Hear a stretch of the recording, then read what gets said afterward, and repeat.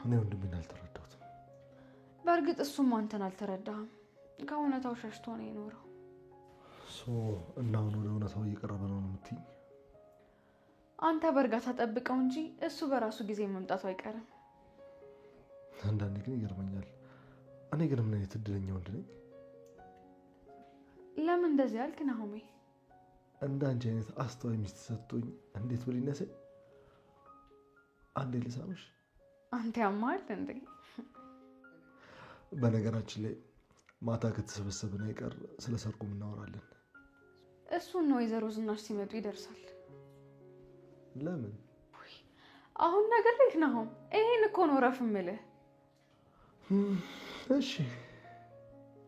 ይሄ ራት የተዘጋጀው አንተና ዳግም እርቅ አውርዳችሁ በምንም ምክንያት ድጋሚ እንዳትጣሉና ለአቶ ሌኩን ቃል